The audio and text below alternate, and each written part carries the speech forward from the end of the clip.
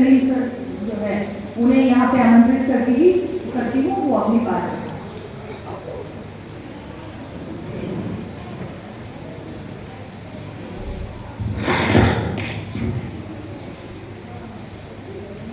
बहुत बहुत शुक्रिया सदर मजलिस और मौजूद हाज़रीन। मैं एक ऐसे खित्ते से आता हूँ जिसको दुनिया पैराडाइज ऑन अर्थ कहती है, लेकिन क्या कीजिएगा कि वक्त के हुक्मरानों ने उसे बदतरीन जहन्नम बना के रख दिया है। और आज जब सोशलिज्म की तहरीक के 90 बरस आप मनाने जा रहे हैं, मैं पिछले 3 रोज से तमाम अपने बुजुर्ग साथियों के चेहरे पर उभरी लकीरों को पढ़ने की कोशिश कर रहा हूँ। और अभी उमा शंकर जी कई इशार यहाँ पे इरशाद फरमा के चले गए, और मुझे उनके चेहरों पे जो पढ़ने को मिला, जिस आज़ादी के लिए उन्होंने आंदोलन किया था, जो कुर्बानियाँ दी थी, मुझे लगता है कि 90 बरस या आज 75 कौन सदी 80 साल बाद हर एक के चेहरे पे ये लिखा है, उमा शंकर साहब बकौल फैज़, ये दाग दाग उजाला शब गजीदा सहर, ये दाग दाग उजाला ये शब गजीदा सहर, वो इंतजार था जिसका ये वो शहर तो नहीं, ये वो शहर तो नहीं जिसकी आरज़ू लेकर चले थे यार कि मिल जाएगी कभी न कभी, नजात दीदा वो दिल की घड़ी नहीं आई, चले चलो के मंजिल अभी नहीं आई। ये सोशलिज्म के लिए ये पैगाम है कि हमें चलते रहना है, वो सुबह अभी नहीं आई जिसके ख्वाब आपने देखे थे, जिसकी कुर्बानियाँ आपने दी। तो बहरहाल आज क्योंकि यहाँ पे कॉन्स्टिट्यूशन और डेमोक्रेसी को लाभ खतरात के बारे में बात करने के लिए कहा गया है, और फिर कम्युनिज्म की बात भी करनी है, फिरकावारी जिसको हम कहते हैं। और मैं क्योंकि मेरी तकरीर के ज़्यादातर इल्फाज उर्दू में है, और आज ही सूचना और प्रसारण मंत्रालय ने एक नोटिस जारी किया है भाई टेलीविज़न के 5 बड़े चैनलों में कि आप उर्दू के अल्फाज इस्तेमाल क्यों करते हो। किसी ने शिकायत दायर की है कि तुम फला अल्फाज जो है, इससे पहले पुलिस ने ये काम किया था कि उर्दू के पीछे ऐसे पड़े हुए क्योंकि ये दुश्मन देश की जो जुबान ठहरी।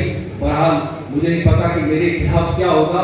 तो ये आज की खबर है कि इंफॉर्मेशन ब्रॉडकास्टिंग मिनिस्ट्री ने कई चैनलों को ये नोटिस संभाल दिया है कि तुम उर्दू जो है 30% उर्दू अपनी नशियात में, अपने ब्रॉडकास्ट में क्यों इस्तेमाल करती है।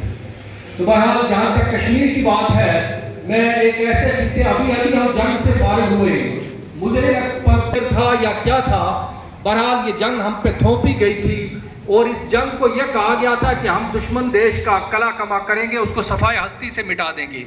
लेकिन देखने को जो मिला वो देश आज इतना कोसों दूर निकल गया कि जो ऑपरेशन सिंदूर के बाद जब उसने बुनियादुल मरसूस शुरू किया, तो मुझे नहीं मालूम कि अगर आप भारत के विशेषज्ञों को, एक्सपर्ट्स को, डिफेंस एनालिस्ट को पढ़ेंगे तो वो सब बता देंगे वर्ल्ड मीडिया पढ़ने की आपको जरूरत थी। ये यही एक बात। तो कश्मीर को आज एक मखसूस जमात की जानिब से एक पंचिंग बैग के तौर पर इस्तेमाल किया जाता है।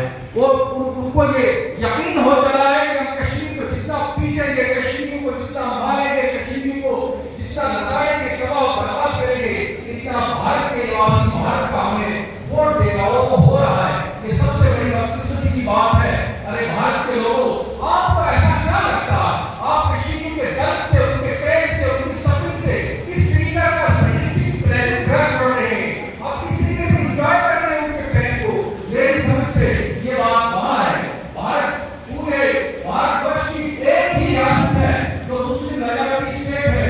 वहाँ की हुकूमत की तुम्हें जो है मंजूर नहीं हुई। वहाँ पे उसको मामूली सी जो एक जमाने में एक देश होता था, एक आजाद देश रहा 200 वर्ष तक, उसको अपने मामूली यूनिटरी बना के होम मिनिस्ट्री उसको कंट्रोल करनी है। और हमारे आपके पहले 5 अगस्त 2019 को हमने इसका विलय किया है, इसको दम किया है बाद में। अब ये भारत का वजूद तंग बना है, अब तंग है।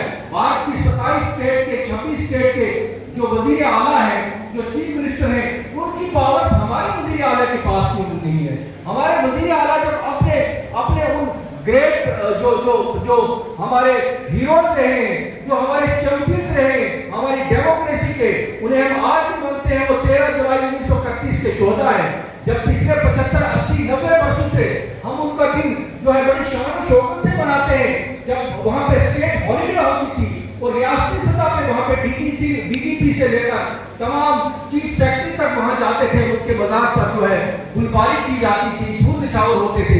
آج کیا بدل گیا؟ تم ان کو باغی کہنے لگے، اور آج جب ہمارا چیف منسٹر ان کو خراج عقیدت پیش کرنا جاتا ہے، ان کی قبر پہ فاتحہ کہنے جاتا ہے، تو تم پولیس کو اس کو دوڑا کے جو پکڑ لیتے ہو۔ تو یہ حال ہے کشمیر کی ڈیموکریسی کا۔ کہاں کی کنسٹیٹیوشن، کہاں کی ڈیموکریسی؟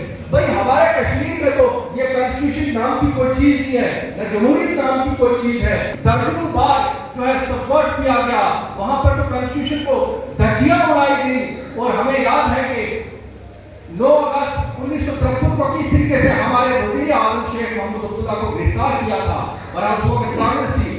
آج بھی وہی سلسلہ چل رہا ہے، آج بھی آپ کشمیری کو نہ کہنے سننے بولنے لکھنے کی کوئی آزادی نہیں ہے۔ پرسوں سے میں دیکھ رہا ہوں یہاں کس طریقے سے کئی سینکڑوں کی تعداد میں لوگ جو بیٹھے ہوئے بات کر رہے ہیں، گورنمنٹ کو کرٹیسائز کر رہے ہیں، اپنے حقوق کی بات کر رہے ہیں۔ کیا میں سوچ رہا تھا یار کیا ہم ایسا سوچ بھی سکتے ہیں کشمیر میں؟ Can you think of this kind of situation کہ ہم سینکڑوں کی تعداد میں لوگ بیٹھے، اور یہ تو میں دیکھ رہا ہوں 400 500 600 کا جو بھی مجمع ہے، اور مجھے لگتا ہے اگر کوئی مجمع وہاں پہ اس طرح کا لگ جائے پرمیشن لے کر، تو اس سے دوگنی تعداد میں وہاں پہ پولیس تھوڑی ہوتی آ جائے۔ مجھے بہت اچھا لگتا ہے، میں پولیس کے سائے سے، بندوق کے سائے سے آج اپنے آپ کو محفوظ کر رہا ہوں کہ میں اس سے دور ہوں۔ تو لہٰذا کشمیر میں ڈیموکریسی نام کی کوئی چیز نہیں ہے، نہ کنسٹیٹیوشن ہے، نہ رائٹس ہے، نہ ہمارے اظہار رائے کی آزادی ہے، نہ چلنے پھرنے کی آزادی ہے، یہاں تک کہ سڑکوں تک کو مسدود بنا دیا گیا ہمارے لیے۔ آپ دیکھیے کس طریقے سے، اگر آپ نے پچھلے دن دیکھا ہو کہ ہمارے جو ممبر پارلیمنٹ آغا روح اللہ جو کس طریقے سے پارلیمنٹ میں چیخ کے کہہ رہے تھے کہ ہمیں ہر گھڑی، ہمیں ہر پل، ہمیں ہر روز، ہمیں ہر صبح اور شام جو ہے غلام ہونے کا احساس دلایا جا رہا ہے۔ ہماری سڑکیں بند ہیں، ہمارے راستے بند ہیں، ہمارے آپ دیکھیے اس وقت جب میں یہاں بیٹھا ہوا صبح میں خبر پڑھ رہا تھا کہ کشمیر کو 1500 کروڑ کا نقصان ہو چکا ہے۔ کیوں کہ تم نے سڑک کو جو ہے ان کے سیب اور ایپلز کو وہاں سے جو ہے شفٹ بھی کیا، ان کو منڈی تک نہیں پہنچایا۔ ٹرین کشمیر پہنچانے کی تم دعوے کرتے ہو، پہنچ بھی گئی ہے۔ کیا تھا 2-4 ٹرینیں جو فریٹ کی مال بردار گاڑیاں دیکھ کر اس سارے شہر کو اگر تمہیں کشمیریوں سے ذرا بھی ہمدردی ہوتی تو منڈیوں تک پہنچاتے، لیکن آج وہ کشمیری رو رہے ہیں۔ تو میں آپ کو بتا دینا چاہتا ہوں کم و بیش جو ہے 8 سے 10 لاکھ ٹکڑے جو ہیں اس سیب کی کاشت پر، اس ایپل فروٹ پر، اس انڈسٹری پر نربھر ہیں۔ اگر آپ ان کو دیکھیں گے 50 لاکھ کی آبادی بنتی ہے، اور آپ نے پہلے پہلگام کر کے یا کروا کے مجھے نہیں معلوم، اور کشمیر کی ٹورسٹ انڈسٹری کو بالکل جو ہے وہ بٹھا دیا۔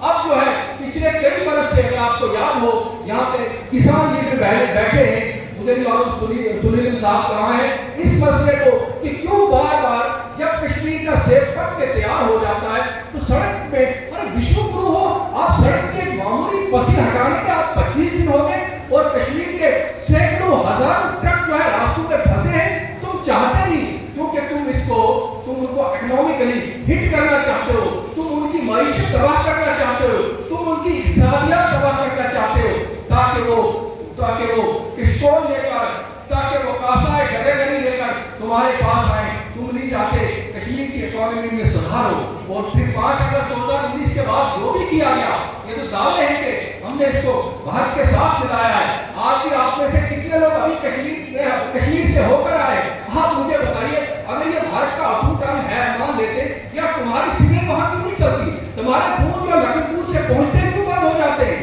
آج بھی کشمیر کو الگ ٹریٹمنٹ کیوں دیا جاتا ہے؟ اگر وشو گرو ہے، اگر بھارت کی جو ہے اس وقت بڑا دنیا میں جو ہے مودی صاحب کے آنے کے بعد بھارت کی جو ہے امیج، بھارت کی عزت اور وقار میں بڑھوتری ہوئی ہے، آج بھی ورلڈ میڈیا ایک لائبریری اس لیب کے طور پر استعمال کیا اس جنگ کے دوران۔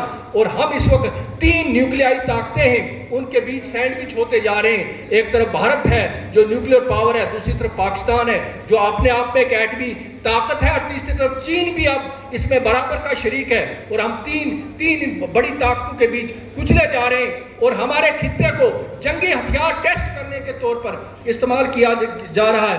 آپ نے دیکھا ہوگا اس جنگ کے دوران ہمارے جو ہیں 30-40 لوگ تو مر گئے، لیکن ہوا کیا؟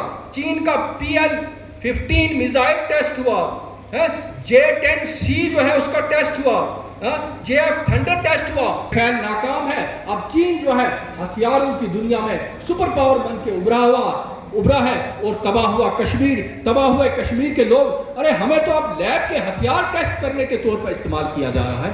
ہم تو انسان سٹیزن کیا، اور ہمیں تو انسان بھی تسلیم نہیں کیا جاتا. اور اس کے بعد پردھان منتری نے جو تقریر کی آپریشن سندور کے متعلق، اس میں جموں کشمیر میں مرنے والوں کا کوئی ذکر نہیں کیا گیا. بہرحال میں شکر گزار ہوں ایسے کئی ڈیلیگیشنز کا جو میری دعوت پر وہ کشمیر تشریف لائے. سوشلسٹ پارٹی انڈیا کا ایک بھاری بھرکم 18 رکنی ڈیلیگیشن وہاں پہ تشریف لایا، تمام جنگ زدہ علاقوں کا دورہ کیا، وہاں پہ وار افیکٹڈ لوگوں سے باتیں کی، اسٹیک ہولڈر سے باتیں کی، پولیٹیکل. اس کے بعد ایک 5 اگست جو ہماری بربادی کی ایک اینیورسری تھی، 6ٹھی اینیورسری ہم اس کو کہتے ہیں، جو اس میں ایک پریس کلب آف انڈیا میں ایک رپورٹ جاری کی.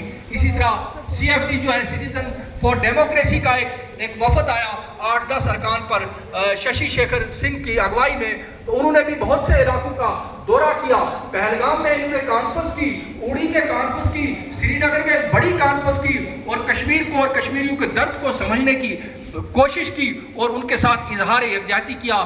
میں آپ تمام حضرات کا شکریہ ادا کرتا ہوں. لیکن میں پھر یہ سوال کرتا ہوں، ارے بھارت کے لوگوں، آپ کیوں کشمیر کے درد سے سیڈسٹک پلیزر ڈرا کر رہے ہو؟ آپ کیوں کشمیر کے مرنے پر، کشمیریوں کے مارنے پر جماعتوں کو ووٹ دیتے ہو؟ ارے ہم بھی تو انسان ہیں، کم سے کم آخر ہمارا قصور ہے کیا؟